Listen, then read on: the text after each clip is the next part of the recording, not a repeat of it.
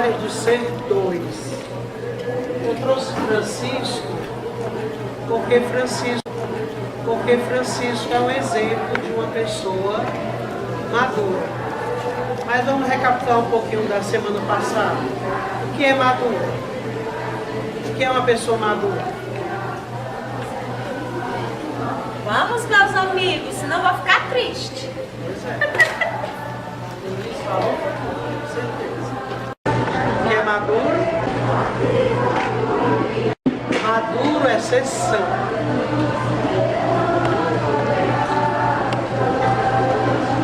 Você quer ser uma pessoa madura ou você quer ser aqui, ó. Nós vamos explicar ele hoje, certo? Alguém já tinha lido? Já? Áreas do ser 2, certo? Que são essas áreas que nós estamos vendo aí. Aí eu poderia perguntar, onde é que nós tomamos as nossas decisões? Onde é que amamos? Onde é que vivemos? Onde você toma as suas decisões? Você toma a sua decisão e acha que as coisas estão certas? Você toma as suas decisões quando você reza? Você toma as decisões quando as coisas estão tudo dando certo? Como é que você toma as suas decisões? Como você ama as pessoas? Você ama as pessoas porque elas lhe fazem bem?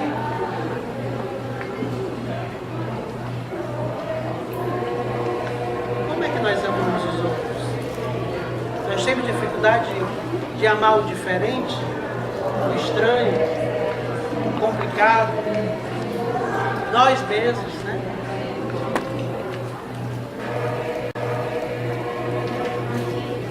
Nós vamos ver agora que todos esses conceitos são amorais. O que é uma coisa amoral? Que ela nem é boa e nem é má. Para você. Antigamente, esse ciclo aqui se chama áreas do ser.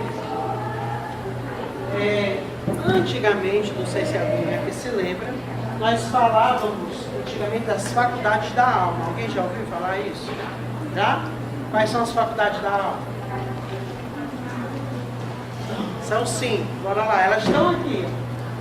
Bora ver se você lembra. Vamos ver se a gente se lembra. As 5 estão aqui. Vamos ver se alguém se lembra delas.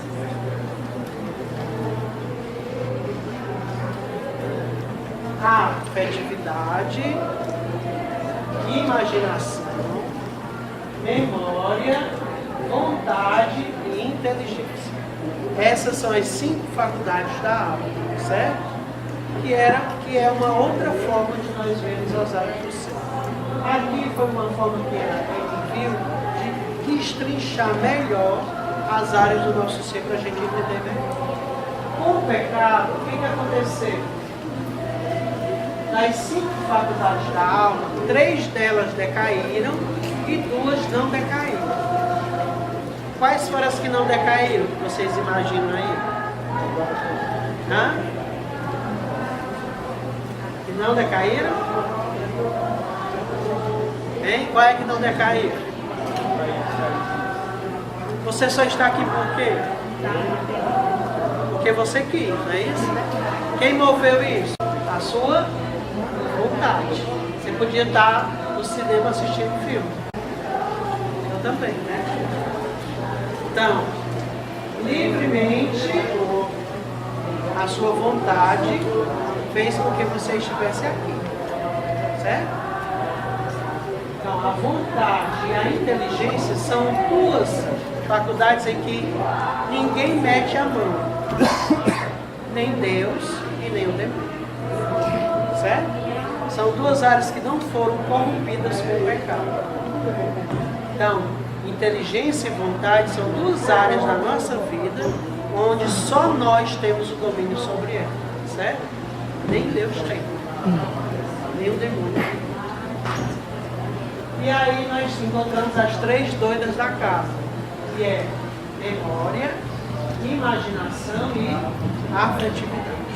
E com o pecado original elas caíram, que a gente chama decaídas. Memória por quê? Porque a memória, não estou falando da memória bíblica, eu estou falando da nossa memória decaída. O que normalmente nós nos lembramos? Só das coisas ruins, né? A pizza que a gente levou da mãe quando tinha 3 anos de idade, o pai que foi embora, a mãe que fez qualquer coisa, não é assim a nossa memória? A gente nem se lembra, muitas vezes não se lembra do beijo amoroso que a mãe nos deu, né? Só se lembra dos fatos ruins. É ou não é? Ainda bem que não tem nenhuma estratégia. A imaginação nem se fala, né? Se eu olhar torto para vocês, você vai ficar pensando assim, ele não gostou de mim. Não é assim? E a afetividade, essa é a mais desordenada de todas as desordens, né? É aquela que a pessoa fica... É aquela história que a pessoa fica apaixonada por 50 pessoas ao mesmo tempo, né? É a desordem da desordem, é a afetividade, né? Aí eu queria fazer uma pergunta que toda vez eu faço. Nós amamos onde? Hein? Quando a gente se casa, lá no altar, a gente diz assim: na alegria, na tristeza, na saúde, na doença, amando, respeitando todos os dias da nossa vida, até que a morte nos separe, né? Então nós amamos onde? Onde? Certo? Ninguém ama na afetividade não, viu? E na primeira vez que a mulher vai ser descabelada, o homem vai embora, vai atrás do outro. Certo? Nós amamos pela vontade, né? Por isso que tem uns fatos engraçados que quando vão se casar dizem assim, né? Ele vai ficar careca, barrigudo, você ainda quer casar com ele, né? Então, nós amamos pela vontade. Vamos começar pela primeira área lá do ser. A primeira, qual é a primeira? Está lá em cima. Corporeidade. Quando a gente faz aula de ciência, a gente se lembra de quê? Como é a nossa pele? Derme. Lembra mais não? Derme. Epiderme, não é assim? E as camadas que tem, até chegar no osso, né? Então, a primeira que compõe os nossos tecidos é a pele, não é assim? Então, a corporeidade é a área mais externa que nós temos nas áreas do nosso ser. Olha aqui o que ela faz. É o lugar da ação do meu corpo. É pela corporeidade, o que nós fazemos com o nosso corpo? Andamos, comemos, cheiramos, vemos, o que mais? Sentimos o cheiro. Nós utilizamos o quê? Os 5 sentidos. Lá, visão, audição, paladar, tato e olfato, né? Então, o que a gente está vendo aqui são as coisas mais externas, certo? E por fim, é a área mais frágil, pois é a mais externa, superficial. Nós temos pessoas que tomam as suas decisões nessa área. São aquelas pessoas que só gostam de pessoas bonitas, magras, elegantes, né? Os cabelos arrumados. São aquelas pessoas que não suportam qualquer coisa diferente. Nós encontramos pessoas assim? Nós também, né? Mas são aquelas pessoas que elas olham para quê? Somente para o corpo. Só para o corpo, para elas é o mais importante. E é muito perigoso. Por isso que essa área do C, ela é exatamente esse azul, bem mais distante, que é a área mais distante da pessoa, certo? São aquelas pessoas que nós podemos dizer não, são as pessoas imaturas, certo? Isso é muito comum nas crianças, não é? A criança sabe o cheiro da mãe ou não sabe? Sabe o afago, sabe a voz, conhece. Então, porque o corpo da mãe, porque a voz da mãe, porque a visão da mãe, certo? Não são aquelas pessoas. Vocês estão entendendo? A corporeidade é o que? A área mais externa, certo? Mas tem os mais quentes. Essa aí é a menos complicada. Ok? Podemos passar?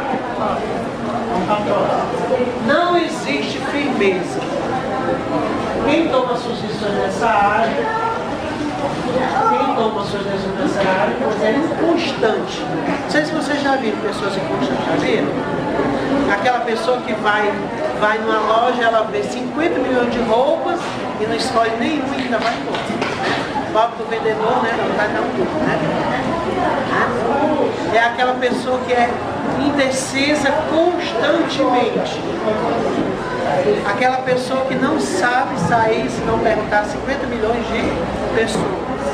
Aquela pessoa que vive sob o domínio do olhar dos outros. A pessoa pode estar belíssima em pecado, mas se uma pessoa passar e dizer assim, vixe, como essa tua blusa está fria, pronto, desmorona a pessoa de tal forma, não acontece com nenhum de vocês aqui, né? Só lá no chão da parte. Sim? Certo? Então são as inconstantes. Não existe firmeza. É aquela pessoa que é inconstante em tudo.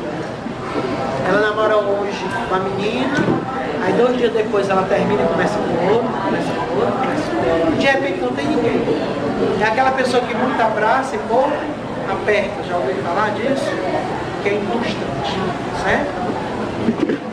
Precisa ser trabalhado. Certo? Vamos agora para as 2, certo? Vamos entrar nas 3. Afetividade, imaginação e memória. Okay? Nesse nível, as coisas todas ficam embaraçadas. E a pessoa passa a misturar todos os sentimentos afetos pela imaginação e a memória através dos fatos acontecidos em sua vida.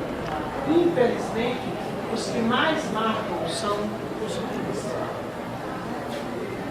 E estes fatos aprisionam muitas pessoas por estarem presas até Deus e não saberem como se libertarem. Todos passamos por quê? Vivências ruins. Passamos ou não passamos? Todo mundo aqui já sofreu? Todo mundo aqui já chorou? Todo mundo aqui já perdeu alguém? E bom, né? Tudo serve para quê? Para a gente entrar na depressão traumática profunda, né? A gente tem que fazer. Entenderam? Então, ele poderia ter ficado igual ao outro, porque a sorte foi a mesma, não foi morrer na cruz? Mas a diferença foi a postura do lado. Eu mereço estar aqui.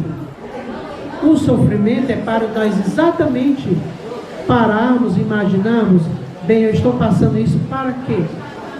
O que é que Deus quer fazer comigo? Certo? Segunda-feira eu tive infecção intestinal. Ainda fiquei com a pressão alta. Pensei que ia morrer, né? Aí eu fiquei assim, meu Deus do céu, hoje que eu vou morrer, é? E aí eu disse assim, não, eu tenho que parar para poder ver o que Deus quer ensinar com isso. Tudo que acontece conosco, Deus tem algo a nos ensinar. Certo? Ok? Então, a dor, o sofrimento e as circunstâncias são um freio. Um freio para quê? Porque nós achamos que nós podemos fazer tudo. Nós achamos que nós somos mulheres maravilhas e super-homens. E não é assim. É ou não é? Você adoece, você vai morrer. Que bom, né? Mas a gente nunca pensa nisso. É ou não? Por isso que quando a gente for ver a questão da liberdade, a liberdade não é tão essas coisas que nós muitas vezes achamos ou imaginamos. Pronto. Aí eu começo. O que é a liberdade? A liberdade é a capacidade de escolher o bem, e você só escolhe o bem quando você tem a sua inteligência bem formada, quando você tem sua consciência bem formada e quando você tem a sua vontade bem fortificada. Quem é o maior bem? Deus. Qual é o resumo dos mandamentos? Qual é? Amar a Deus acima de todas as coisas e ao próximo. O que é amar o próximo como a mim mesmo? Hein? Tudo que eu não quero que façam comigo, eu não vou fazer com o próximo. Se nós entendêssemos isso, nós sempre escolheríamos o bem no lugar de humilhar, maltratar, xingar, magoar, escarnecer. É ou não é? Quem é que se arrepende de alguma palavra que disse contra alguém?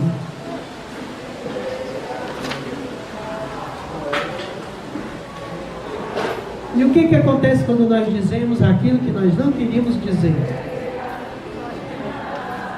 Vem o arrependimento, né? Só que tem um detalhe. Uma vez um padre contou que uma palavra que nós dizemos, que nós falamos contra uma pessoa que nós não queríamos fazer, é como um travesseiro de penas que você vai para um penhasco e você abre e joga todas as penas. Você consegue pegar de volta aquelas penas para reconstituir novamente aquele travesseiro? Assim são as palavras que nós dizemos para a pessoa. Elas têm a capacidade de trazer uma devastação tão grande. As palavras doem muito mais do que muitas vezes as pancadas. É ou não é? Por isso, tenhamos cuidado do que nós falamos. Porque que é melhor engolir a seco o que nós estávamos pensando em dizer do que dizer o que nós não queríamos falar. Certo? Porque é melhor ficar angustiado só por você do que fazer outra pessoa ficar. Ok? Vocês estão tão caladinhos, né? Estão igual os calanguinhos, só balançando a cabeça. Estão entendendo, né? Depois ela não me faz o pagamento. Né? E a vontade de Deus vai ordenar toda a nossa vida. Leiam comigo essa parte aqui, ó. Porque ali, quem é o ali? A vontade é o lugar onde e aonde Deus age com toda. Então o que acontece quando eu digo a Deus? Eu te dou toda a minha vontade. O que você está dizendo a Deus? Que Ele pode fazer o que Ele bem quiser. Não existem as possessões, não tem? Tem ou não tem? O que é uma possessão? Quando a pessoa livremente deixou que o demônio tomasse a sua vontade e liberdade. Nós também podemos ficar possessos mais do Espírito. Quando é que isso acontece? quando eu dou a minha liberdade para Deus. Por exemplo, nós que fazemos, eu não, porque eu já fiz minhas promessas definitivas, mas todos os irmãos que renovam a sua consagração na comunidade, que irmão vai se consagrar esse ano? Próximo, né? Na nossa carta, nós dizemos assim: é de livre e espontânea vontade, certo? A minha, porque já está assim, para sempre, né? Então a minha, Deus pode fazer o que Ele bem quiser, né?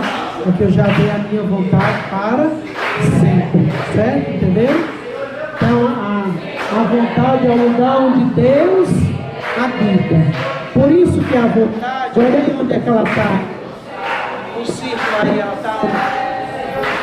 O círculo está bem pertinho da Trindade, não é?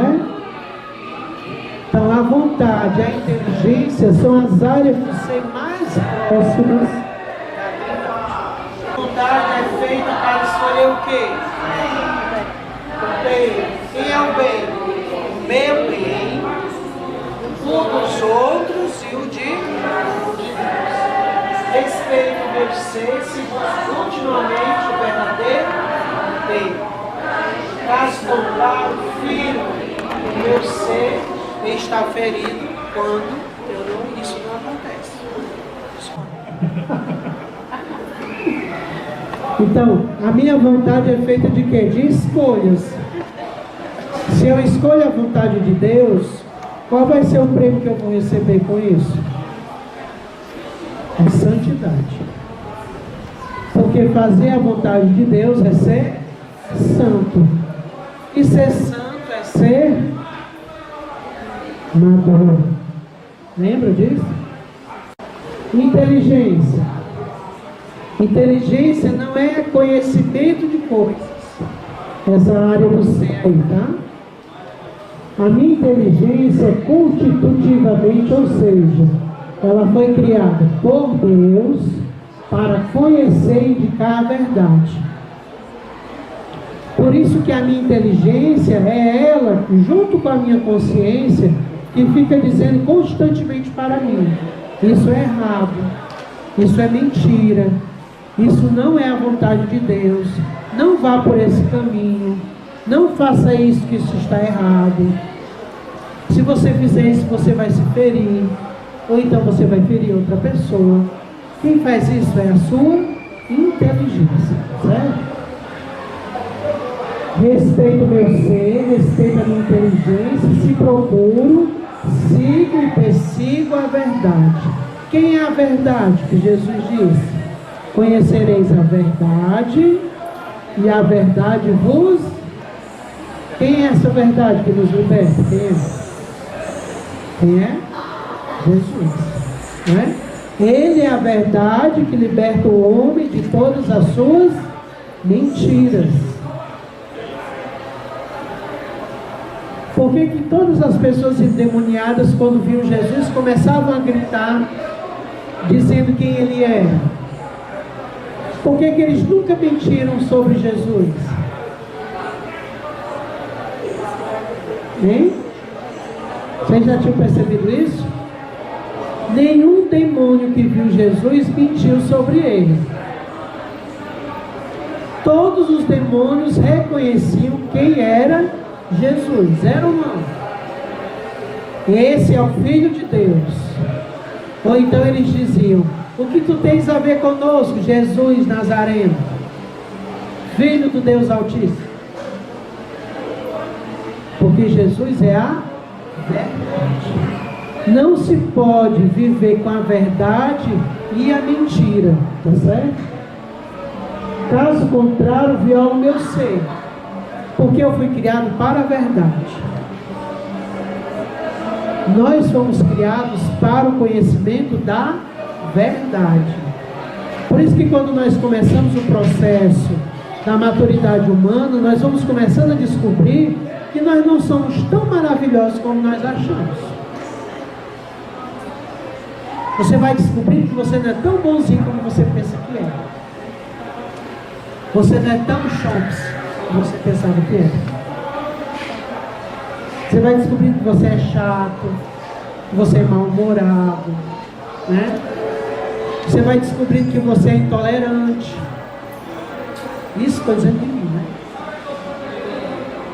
Aqui ninguém é assim. Não, esse pessoal aqui só falta a áurea e as asas, né? Deus me deu a inteligência para conhecer e indicar a verdade. A inteligência que foi dada para conhecer a verdade que é Deus. Por isso que o homem, quanto mais se aproxima de Deus, ele vai descobrindo a verdade. O que os santos normalmente perguntavam a Deus? Senhor, o que eu sou para ti? O Senhor me faz revelar como é que tu me vês. Porque nós não somos muitas vezes aquilo que nós achamos que somos. Deixa entrar na psicologia, né? Ali é aquela área da outra, né? Nós vamos descobrindo, quando nós vamos rezando, nós vamos descobrindo a verdade.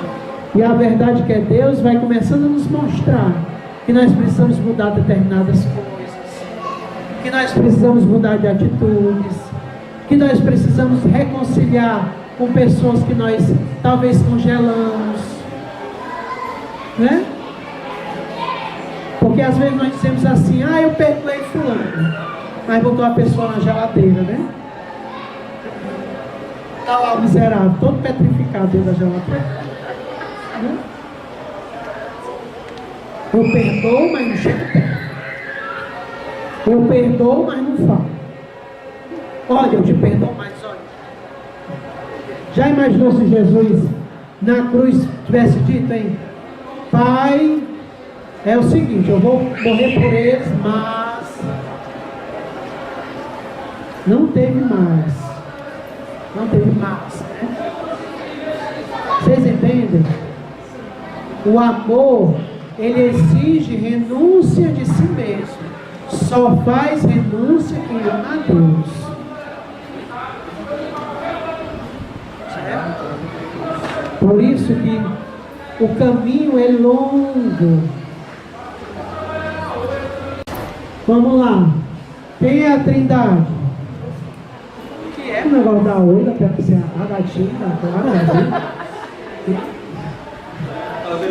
Opa. Hein? O que é a Trindade?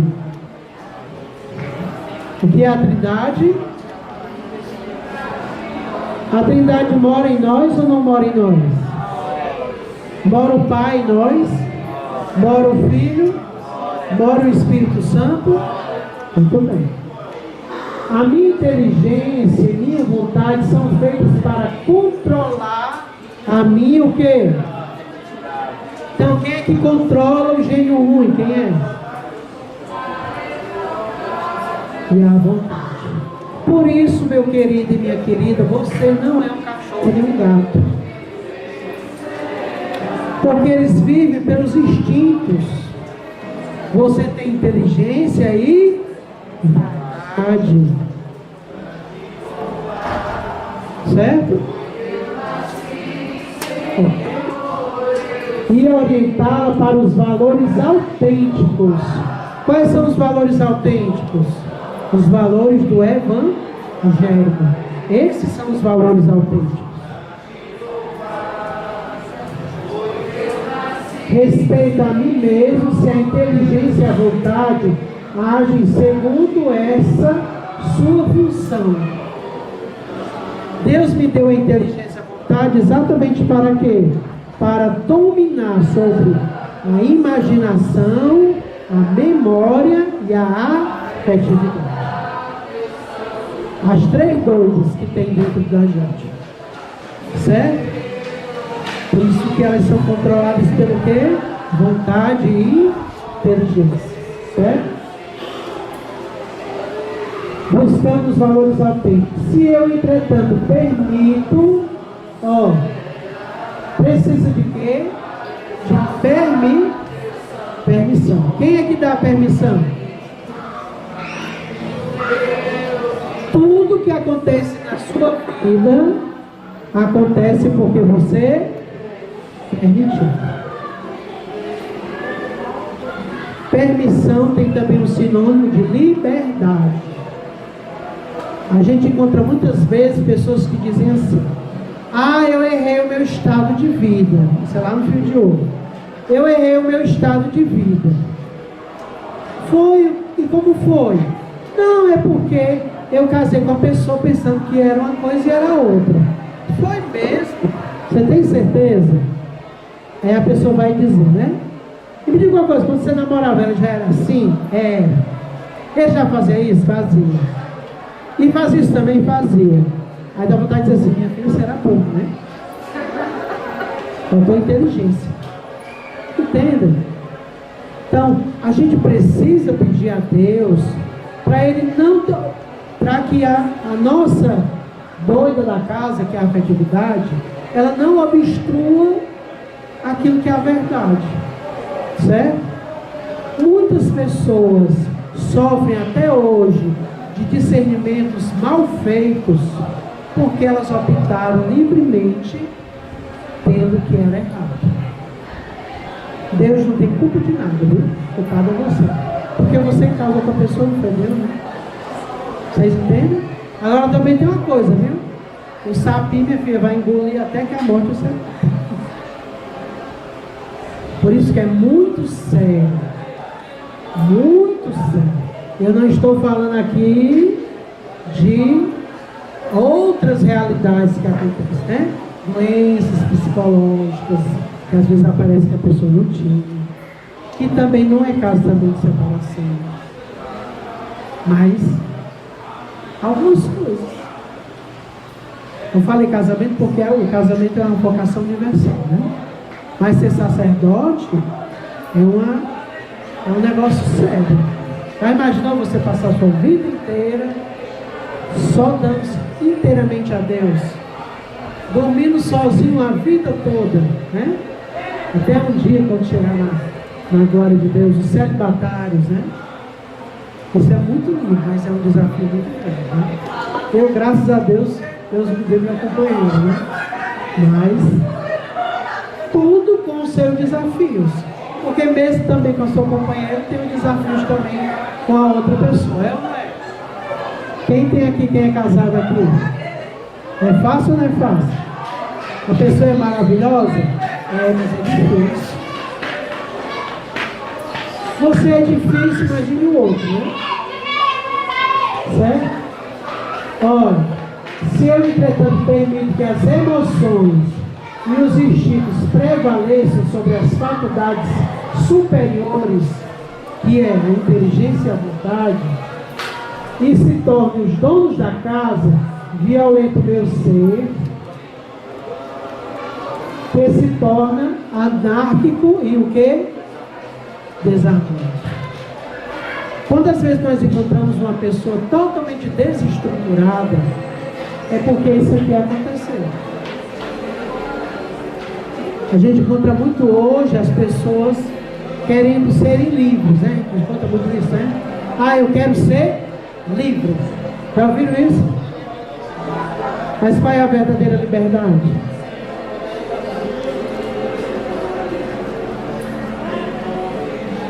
Quando eu fui me consagrar, uma pessoa... Eu gosto sempre de contar essa história, né? Uma criança foi... Alguém já foi no Carmelo daqui? Já foram no Carmelo? Estou querendo você ir, muito bom. A mãe levou a filha pequena para conhecer as irmãs lá no Carmelo. As irmãs moram numa clausura. E tem uma grade que separa a igreja das irmãs e tem um local que chama lá o locutório, onde você pode falar com elas. Aí a mãe levou a criança e a criança começou a achar graça. A menina ria, né? A menina riu tanto que chamou a atenção da irmã. E a irmã olhou para a criança e perguntou assim a ela: por que você ri tanto, né? Aí ela disse: porque a senhora está enjaulada, né? Sabe que menina é fogo, né? Enjaulada. Aí a freira olhou para ela e disse assim: Mas, querida, quem está enjaulado é você. Eu sou a pessoa mais livre. Entende? Liberdade não é condições. Liberdade é presença de Deus. Quanto mais perto de Deus, mais livre eu me torno. Quanto mais distante de Deus, mais escravo eu me torno. Porque quando eu estou longe de Deus, o Senhor da minha vida, quem é? Eu mesmo. E eu mesmo não tenho o poder de me libertar, né? Certo? Onde é que você ama? Você ama na vontade.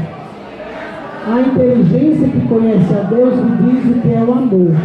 Por isso, é importante todos nós conhecermos o Deus Pai, de nosso Senhor Jesus Cristo, porque Ele vai dizer à minha inteligência o que é o amor. E a minha inteligência vai dizer à minha vontade o que é o amor. Inteligência e vontade ficam se comunicando. Isso aqui é a vontade de Deus. Se é a vontade de Deus, a minha vontade vai querer fazer. E a inteligência vai dizer para a vontade o quê? Vamos cumprir. Entende? Uma alimenta a outra. E as duas cumprem a vontade de Deus. Ficou complicado não, né? Não? Bota. Povo bom esse. Tem trabalho. Para casa. Quem é a pessoa mais madura? Quem é? Quem é a pessoa humana mais madura? Quem é? Nossa Senhora. Nossa Senhora é o exemplo da mulher madura. Maria, mesmo sendo a cheia do Espírito Santo, ela teve todas as suas faculdades ordenadas. Maria é Deus? É? Não. Maria é o quê? Hein? Ela é humana ou ela é divina? Humana? Humana como nós aqui? Ela tinha cabelo? Tinha mão? Tinha barriga? Então não era assim, né? Maria era humana, só que Maria é a nova criação de Deus. O que era que não tinha Nossa Senhora? O que era que ela não tinha? Não tinha por quê? Por causa de Jesus, né? Então Maria não tinha pecado por causa de Jesus. Maria é o exemplo do que vai acontecer conosco na ressurreição da carne. Todos nós vamos ressuscitar e nós vamos estar sem pecado. Olha que maravilha, né? Alguns teólogos dizem que todos os defeitos que a gente tem no nosso corpo, na ressurreição da carne, nós não vamos nascer com eles. Eles são coisa boa, vou nascer sem barriga, né? Certo? Ela sabia que a liberdade, ou seja, a inteligência e a vontade de fazer a vontade de Deus, era muito mais importante. Por isso que quando o anjo apareceu a Nossa Senhora, o que ela disse para o anjo Gabriel? Ele chegou para ela e disse aqui: tu irás conceber, dará à luz um filho, tu porás o nome de... que significa? Mas ela estava prometida em casamento para quem? Maria se preocupou com isso? Não. Bolhufas, Nossa Senhora se preocupou com isso. Quem é que Nossa Senhora se preocupava? Com a vontade de... Se Deus mandou um anjo para dizer a ela que ela ia ser a mãe do Salvador, Deus ia mandar um anjo também para resolver o borogodó lá com o José. Que foi o que aconteceu. Vocês entendem? Então Nossa Senhora é o exemplo da humanidade redimida. ela queria fazer mais do que qualquer realidade humana, ela queria fazer a vontade de Deus. Certo? Por isso, não teve medo de dizer sim a Deus. E pelo seu ato, mudou toda a nossa história. Nós temos o Salvador graças a Nossa Senhora. Você acha que Deus ia fazer outra Maria? Hein? Poder para fazer ele tem, mas ele ia fazer? Não. Maria era a única do plano de salvação.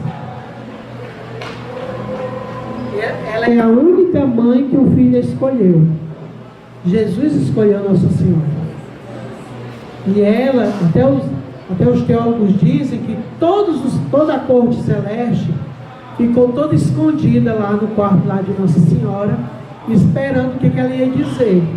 Porque Nossa Senhora era o quê? Como todos nós. Era humana, mas era o quê? Livre. E Maria disse o quê? Sim. Né? Ela disse: fiat cum, faça-se em mim segundo a vossa palavra. E foi um dos seus mais eficazes da ação poderosa de Deus. Eu acho muito engraçado uma coisa. Um dia desse eu estava rezando e dizendo assim, né? Como os nossos irmãos separados pedem muita coisa, né? Porque eles diziam assim: de quem é o sangue que jorra, que salva, que cura, que liberta? De quem é? De quem é o sangue? E ele recebeu de quem esse sangue? Ah, não vi um cordão umbilical do céu para a barriga de Nossa Senhora, não? Não. O sangue de Jesus é o sangue de Maria.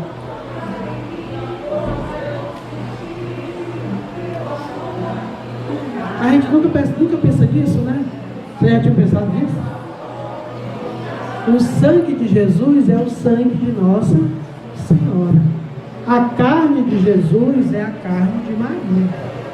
Porque foi ela que cedeu todo o material genético para que Jesus tivesse corpo. Por isso que ele é a cara da mãe, né? Imagina como Jesus deve ser lindo, né? Não vejo a hora de ir para o céu para ver o que deve ser lindo, né? Então, Maria é o exemplo dessa pessoa madura, que, apesar de todas as circunstâncias, ela quis fazer a vontade de Deus. Vamos fechar os nossos olhos agora.